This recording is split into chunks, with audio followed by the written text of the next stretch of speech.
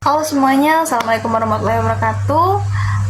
Perkenalkan, nama saya Sabina Sulamita Karami. Di sini saya akan membahas tentang hubungan antara pemerintah pusat, pemerintah provinsi, pemerintah kabupaten atau kota, dan pemerintah desa dalam penyelenggaraan pemerintahan daerah di Indonesia. Teman, kalau kita bicara soal Indonesia, negara kita tuh menganut bentuk negara kesatuan atau yang biasa kita kenal dengan NKRI. Artinya, kekuasaan tertinggi tetap berada di pemerintah pusat. Namun, karena wilayah Indonesia itu sangat luas dan memiliki kondisi daerah yang berbeda-beda, maka diterapkan sistem desentralisasi melalui otonomi daerah. Secara sederhana, pemerintah pusat memberikan sebagian kewenangan kepada daerah agar daerah itu bisa mengurus urusannya sendiri sesuai kebutuhan masyarakat setempat. Dalam strukturnya, pemerintah pusat ini juga pastinya berada pada posisi tertinggi ya, seperti yang kita ketahui. Di bawahnya itu ada pemerintah provinsi yang dipimpin oleh gubernur. Nah, selanjutnya itu ada pemerintah kabupaten atau kota yang dipimpin bupati atau wali kota.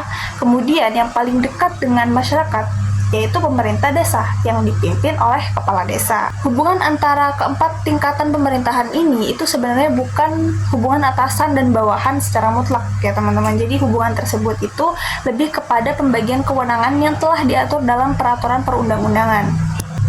Pemerintah pusat itu mengurus urusan yang bersifat nasional seperti pertahanan, keamanan, politik luar negeri, moneter, justisi, dan agama. Sementara pemerintah daerah ini tuh diberikan kewenangan untuk mengatur urusan seperti pendidikan, kesehatan, pelayanan publik, pembangunan daerah, dan berbagai kebutuhan masyarakat lainnya. Nah, masalahnya teman-teman, dalam praktik itu sering muncul persoalan yang menarik nih. Daerah itu diberikan kewenangan untuk mengatur rumah tangganya sendiri. Tetapi pada saat yang sama, pemerintah pusat tuh juga melakukan pengawasan yang cukup kuat. Contohnya, banyak kebijakan daerah yang harus mendapatkan evaluasi atau persetujuan dari pemerintah pusat. Bahkan tidak jarang kebijakan yang dianggap penting itu bagi daerah itu justru terbentur aturan dari pusat. Di sisi lain juga pemerintah daerah yang sering mengeluhkan bahwa mereka diberikan tanggung jawab yang besar, tetapi kemampuan keuangan daerah itu masih sangat bergantung pada transfer dana dari pemerintah pusat. Nah, akibatnya semangat otonomi daerah terkadang belum sepenuhnya berjalan secara mandiri. Melihat hubungan antara pemerintah kabupaten atau kota dan desa ini sebenarnya teman-teman itu memiliki kewenangan berdasarkan hak asal usul dan kewenangan lokal berskala desa. Namun dalam kenyataannya desa ini tuh juga masih sering terikat oleh berbagai aturan administrasi yang cukup kompleks dari pemerintah di atasnya. Nah, kalau saya analisis, menurut saya nih, hubungan antara pemerintah pusat, provinsi, kabupaten atau kota dan desa ini tuh saat ini masih menunjukkan adanya tarik-menarik antara semangat otonomi daerah dengan keinginan pemerintah pusat untuk menjaga keseragaman kebijakan nasional. Di satu sisi, pengawasan dari pusat memang penting agar tidak terjadi penyalahgunaan kewenangan di daerah. Namun di sisi lain, pengawasan yang terlalu kuat itu juga dapat mempengaruhi kreativitas dan kemandirian daerah dalam menyelesaikan masalah yang sebenarnya lebih mereka pahami tentunya ya. Selain itu, masih tingginya ketergantungan fiskal daerah terhadap pemerintah pusat itu menunjukkan bahwa otonomi daerah ini belum sepenuhnya mandiri. Banyak daerah yang secara administratif itu memiliki kewenangan, tetapi secara keuangan itu masih sangat bergantung pada pusat.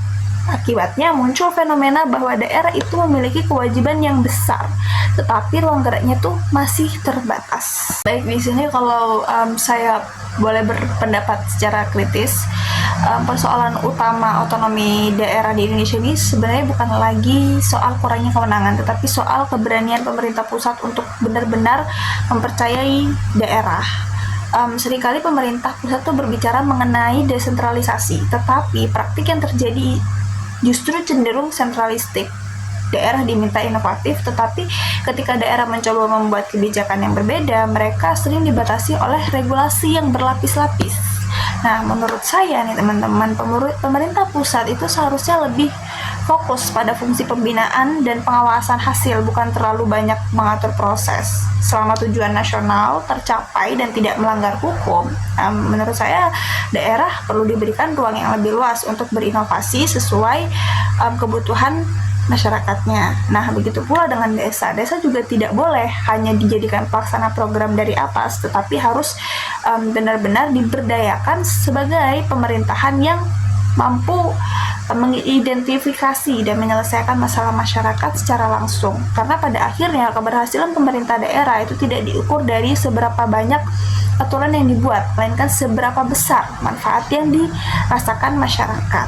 Nah, jadi pada intinya hubungan pemerintah pusat, provinsi, kabupaten atau kota dan desa ini itu seharusnya dibangun atas dasar kemitraan, kepercayaan dan pembagian kewenangan yang jelas. Jika hubungan tersebut berjalan seimbang, maka tujuan otonomi daerah untuk mewujudkan kesejahteraan masyarakat akan lebih mudah tercapai. Seperti itu. Jadi sekian dari saya. Mohon maaf apabila ada salah kata dari awal sampai akhir video. Terima kasih sudah menonton sampai akhir. Bye.